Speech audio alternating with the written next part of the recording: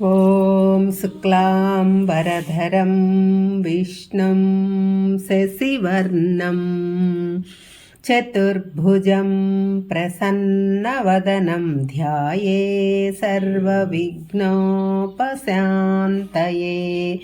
ॐ श्रीकृष्णपरब्रह्मणे नमः। श्रीमद्भगवद्गीता अथ त्रयोदशोऽध्यायः क्षेत्रक्षेत्रज्ञविभागयोगः। 23వ శ్లోకం। ఉపద్రష్టానుమంతా చ భర్తా భోక్తా మహేశ్వరః పరమాత్మేతి చాప్యుక్తః దేహేస్మిన్ పురుషః పరః. పరమాత్మ పురుషుడుగా ఈ దేహంలో ఉన్నప్పటికీ ఆ పురుషుడు వేరు, దేహము వేరు అని మనోబుద్ధి అహంకారాలతో ఈ దేహం చేసే పనులను కేవలం సాక్షిగా చూస్తున్నాడని, మనసుతో శరీరంతో ఏ పని చేసినా పట్టించుకోడని, భరిస్తుంటాడని, ఆ కర్మల ఫలములను అనుభవిస్తుంటాడని చెప్పబడింది. అన్నిటికన్నా ముందు మనం గ్రహించాల్సిన విషయం, పరమాత్మ ఆత్మస్వరూపంగా ఈ శరీరంలో ఉన్నాడు. అంటే ఈ శరీరం వేరు, శరీరంలో ఉండే పురుషుడు వేరు. పురుషుడు పరమాత్మ యొక్క అంశ, పరమాత్మ యొక్క అంశ ఆత్మస్వరూపంగా అన్ని శరీరాలతో ఉంటున్నాడు. మనం చేసే పనులన్నీ సాక్షిభూతంగా చూస్తున్నాడు. ఎలా అంటే మనకు ఏమీ తెలియదు అన్న విషయం మనకు తెలుసు. అలాగే నాకు అన్నీ తెలుసు అన్న విషయం కూడా కొంతమందికి తెలుసు. అలాగే నాకు నొప్పిగా ఉంది, నాకు కష్టంగా ఉంది, నాకు హాయిగా ఉంది, నాకు సుఖంగా ఉంది, నాకు తృప్తిగా ఉంది, ఈ విషయాలన్నీ కూడా నాకు తెలుసు. ఇంతకు ఈ నేను అన్నది ఎవరు? ఇలా అన్నీ తెలుసుకుంటున్నది ఎవరు? అదే మనలో ఉన్న ఆత్మస్వరూపం.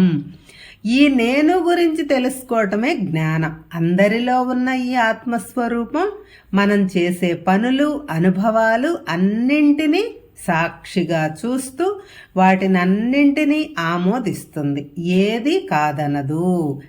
ఇది వరకు మనం చెప్పుకున్నాం, సూర్యుడి కాంతిలో మనం ఏం చేసినా అంటే మంచి పని చేసినా చెడు పని చేసినా ఆ కాంతి కాదనదు, అన్నింటికీ సమానంగా ప్రకాశిస్తూ ఉంటుంది. అలాగే మనలో ఉన్న చైతన్య స్వరూపమైన ఆత్మ కూడా మనం ఏం చేసినా ఆమోదిస్తుంది, కానీ కాదు అని అనదు. ఆ ఆత్మస్వరూపం ఎవరో కాదు, ఆ మహేశ్వరుడే, ఆ చైతన్యమే, పరమాత్మ స్వరూపమే అందరి శరీరాలలో ఆత్మస్వరూపంగా ఉన్నాడు అని చెప్పబడింది అని కృష్ణుడు అర్జునునికి ఆత్మతత్వాన్ని గురించి బోధించాడు. 24వ శ్లోకం. య ఏవం వేత్తి పురుషం ప్రకృతిం చ గుణైః సహ సర్వదా వర్తమానోపి న స భూయోభిజాయతే. ఎవరైతే ఈ ప్రకృతి గురించి, పురుషుని గురించి యథార్థమైన జ్ఞానమును పొందుతున్నారో అతడు ఈ ప్రకృతిలో ఏ విధంగా ప్రవర్తించినా అతడికి జనన మరణములు లేవు. పురుషుని గురించి, ప్రకృతిని గురించి అంటే క్షేత్రము, క్షేత్రజ్ఞుడి గురించి ఎవరు తెలుసుకుంటారో, ఆత్మ అంటే ఏమిటో, ఆ ఆత్మ జీవాత్మగా ఎలా మారిందో, అలాగే ప్రకృతిలో ఉన్న వికారముల గురించి, గుణాల గురించి ఎవరు తెలుసుకుంటారో వారు ఏ విధమైన జీవన విధానమును అనుసరించినా ఈ జనన మరణ చక్రం నుంచి విడిపోతారు. జనన మరణ చక్రం నుంచి బయటపడి మోక్షము పొందటానికి మార్గం చెప్పాడు కృష్ణుడు. పురుషుడంటే ఎవరు? ప్రకృతి అంటే ఏమిటి? ప్రకృతి గుణములు ఏమిటి? ఆ గుణములతో కూడిన పరిశుద్ధమైన ఆత్మ ఎలా జీవాత్మగా మారింది? ముందు వీటి గురించి ఈ శ్లోకంలో ఆత్మని ఆత్మానం, ఆత్మన అని ఆత్మను 3 విధాలుగా 3 అర్థాలతో వాడారు వ్యాసుల వారు. మొదటి ఆత్మన అంటే తనలో ఉన్న అని అర్థం, అంటే పరిశుద్ధమైన మనస్సుతో అని కూడా అర్థం. ఆత్మకు మనసుకు కూడా అర్థం చెబుతారు. రెండవది ఆత్మానం అంటే ఆత్మను అంటే ఆత్మస్వరూపుడైన పరమాత్మను అని అర్థం. ఆ ఆత్మ ఎక్కడుంది అంటే ఆత్మని అంటే తనలోనే, తన శరీరంలోనే పరమాత్మ ఆత్మస్వరూపుడుగా ఉన్న ఆత్మను పరిశుద్ధమైన మనసుతో చూడగలడు. ఇలా చూడటానికి శాస్త్రజ్ఞానం కావాలి. గురువుల అనుగ్రహంతో పరమాత్మ స్వరూపం ఏమిటో ముందు తెలుసుకోవాలి. ఈ ఆత్మజ్ఞానం రావటానికి 5 మార్గాలు ఉన్నాయి. 1 కర్మలు చెయ్యటం, నిష్కామ కర్మలు, కర్తృత్వ భావం లేకుండా కర్మలు చేయటం. దీనితో మనలో ఉన్న చెడ్డ వాసనలు తొలగిపోతాయి.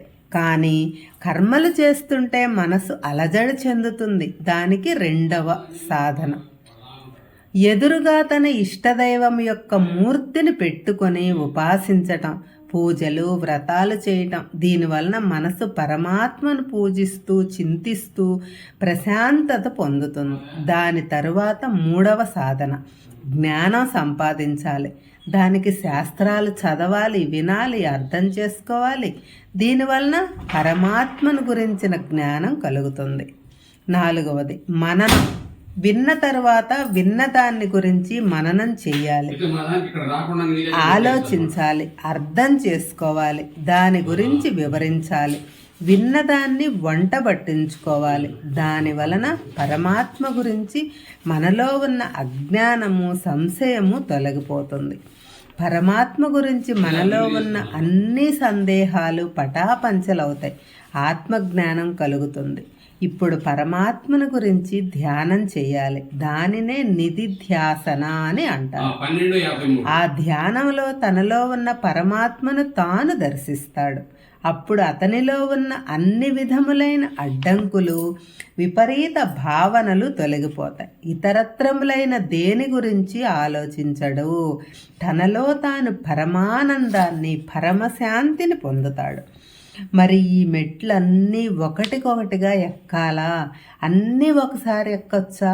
లేకపోతే ఒకటి దాటి మరొకటి ఎక్కవచ్చా అంటే అది వారి పూర్వజన్మలో వారు ఆర్జించిన పుణ్యఫలములను బట్టి ఆధారపడి ఉంటుంది. అందుకే 2వ పాదంలో కృష్ణ పరమాత్మ ఈ విధంగా చెప్పారు.